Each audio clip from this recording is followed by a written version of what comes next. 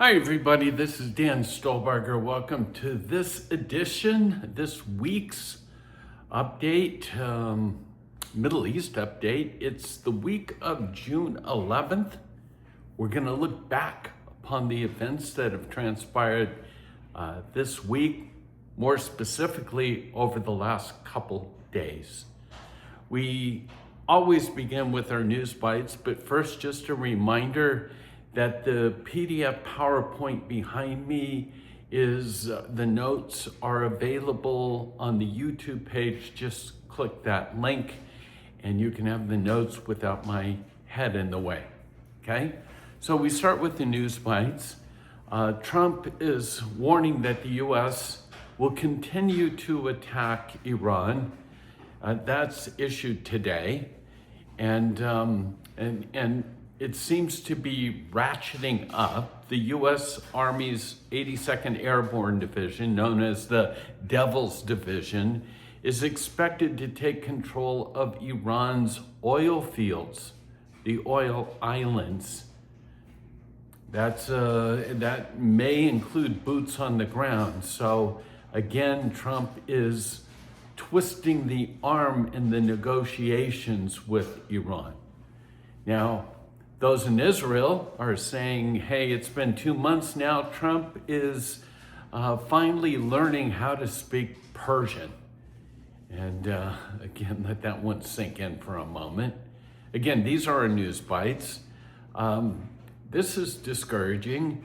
The latest Pew survey of America adults revealed that now 60% hold an unfavorable view of Israel. And again, across the board, anti-Semitism and, trust, I guess you would say, in Netanyahu, everything is, in a sense, spinning downward when it comes to those things.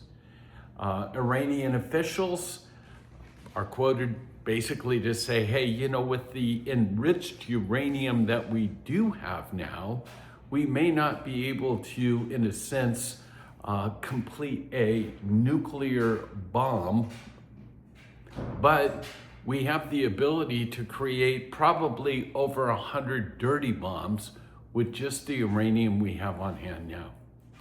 And then finally, Tehran, Americans, this is sort of the mindset of the IRGC.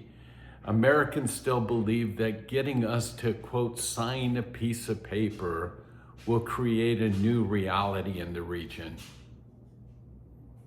Never going to happen. Those are our news bites. Now we'll jump into our major articles. The question everybody's asking, can Trump stop what's going on now? Does he want to stop it? These are the questions that really everybody's asking. Is this just the beginning of a bigger war that's everybody's feared? Iran fires, Israel strikes back, the Houthis jump in, Trump says stop shooting, then US gets involved. Every hour seems to bring a new headline: missiles, retaliation, warnings, ceasefire talk, threats, pressures from Washington. And these are questions, this major question, I don't think anyone can answer. Can Trump stop this? The only comfort believers can have at this time is not to put our trust in Bibi, Likud, Trump, Rubio, or whatever. No, the realization that God is truly in control. The IDF is preparing, they're quietly preparing at this time for a renewed war with Iran. Although they're not taking part in the US strikes, the current ones as of today, the IDF and CENTCOM are coordinating their moves with updates, real time, round the clock. The IAF, Israeli Air Force, is waiting for the signal. They are totally locked in, ready to go. They're prepared for many days of combat. Security officials are still saying it's really too early to know what's going to transpire. And then an article that I just simply entitled True Peace. True, lasting, not lasting. True regional peace in the Middle East demands more than a fragile paper that has truces or ceasefires on it. It will require dismantling terror infrastructures.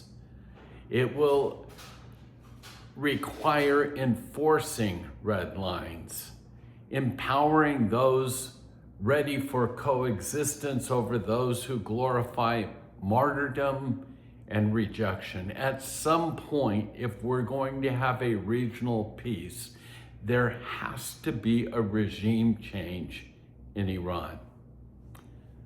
That's the bottom line.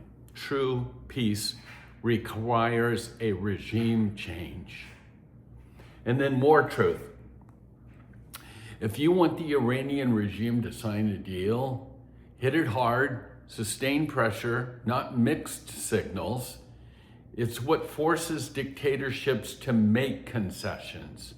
Every pause, which we've talked about, every pause gives them time to regroup, rearm, and escalate, while every display of resolve brings them back to the negotiating table.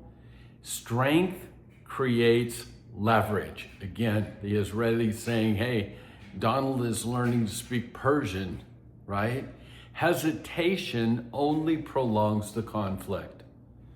Now let's deal with Hezbollah. So long as Hezbollah and Hamas remain armed and in power, and the IRGC remains ruling Iran, there will be no lasting peace in the region, no stability possible in the Middle East. All three remain deeply committed to their jihad, their holy war against Israel, and they're prepared to pursue it indefinitely. More truth. And then this just leaked yesterday, Trump's secret mission. I saw it on Fox. It says he could hardly contain himself. But Trump said on Wednesday that he had directed the U.S. military to carry out a secret mission. And this mission per se, he says, in a sense, they took millions of barrels of oil out of Iran. Over 22 ships that were full of oil came out at night because Iran has no radar to detect them. They didn't even know about it, he says, and that's why oil prices has dropped. He goes on, as only Trump can say, this wildly successful effort is because the United States of America now controls the Strait of Hormuz, not Iran. Again, more than 100 million barrels of oil reaching global markets and allowed more than 200, he says, commercial vessels to transit the waterway safely. And then J.D. Vance, and we're starting to get concerns. This article, J.D. Vance criticizes Bibi, Prime Minister Netanyahu, he says, governs a country that has obviously been a close partner of the U.S. And then he says the word but. But even when we've been close partners, sometimes we have interests that are different, not aligned the same. Vance goes on to say that Netanyahu aggressively asserts the interest of his country, but, once again another but, added that the Trump administration would prioritize American interests over Israel. If there is a gap, and he infers that there is, and then he concludes by saying sometimes that means that we're on the same page, but sometimes it means we're not. And when that diverges, we unfortunately for the Israelis, we have to choose this side of the American people, which we will always do. So there may be small cracks. And I've always been wondering, where does Vance stand in all this? Personally, I have more confidence in Rubio than I do Vance these days. And then blood libels. You know, you can't ignore them, but this is out from our friends at Palestinian Media Watch, the official PATV host. And this is just fuel on the fire. And keep in mind, the children are the recipients of this. And their minds are being poisoned with this type of hate message. So what's being said, there's a lot of talk in Israel about when an Israeli or when a Jew kills an Arab, he rises one level in heaven, meaning that he gets closer to Allah. Again, this is from the PA, Palestinian Authority, their website. Palestinian Media Watch has exposed many statements aimed at brainwashing the population into thinking that all Israelis and Jews are dangerous. And then in another striking libel, the Fatah spokesman in Jenin, his words, speaking about Golda Meir, he basically says, I want to mention a phrase by a woman in hell, Golda Meir, one of her 9 famous phrases. And then this is the quote he gives from Golda, which, by the way, is blood libel, not true. But the quote he gives, quote, I hope that one day I will wake up and not a single Palestinian child will be alive. Another libel by a Fatah spokesman claimed that Jews' religious books promote the murder of Arabs. He says there's a book called the Tanakh. He calls it the Al-Tanakh. And it's a book composed by Israeli rabbis, and it's based on the Torah. And its central message is simply this: kill the Arabs.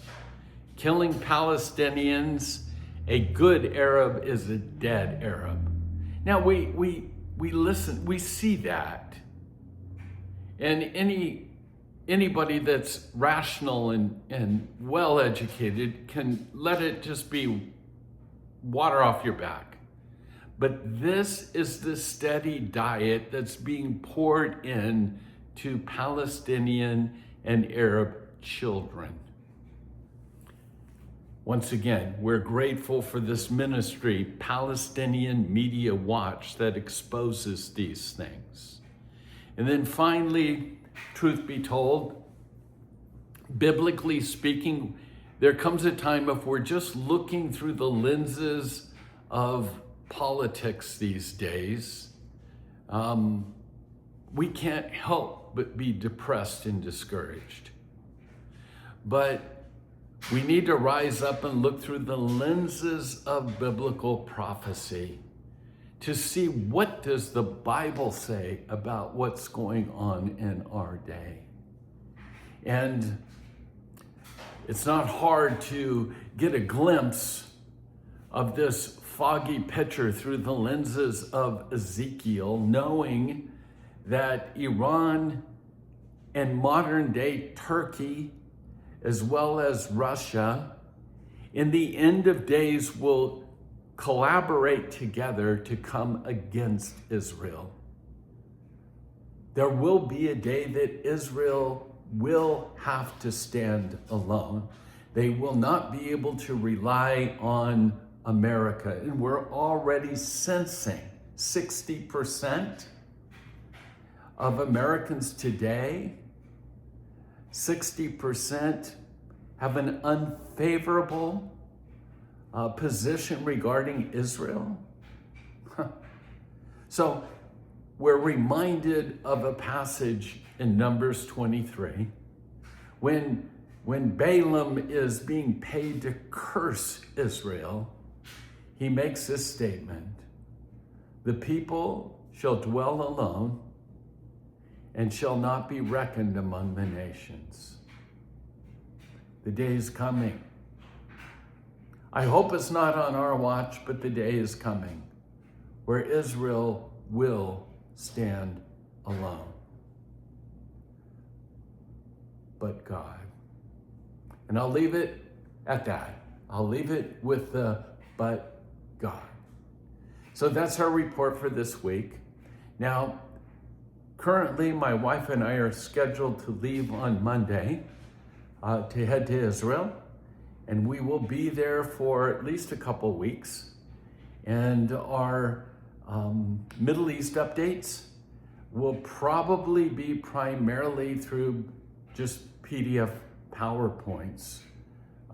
It's not easy to record and upload in Israel, but we will continue to provide PDF updates on a weekly basis that we refer to as our Middle East update.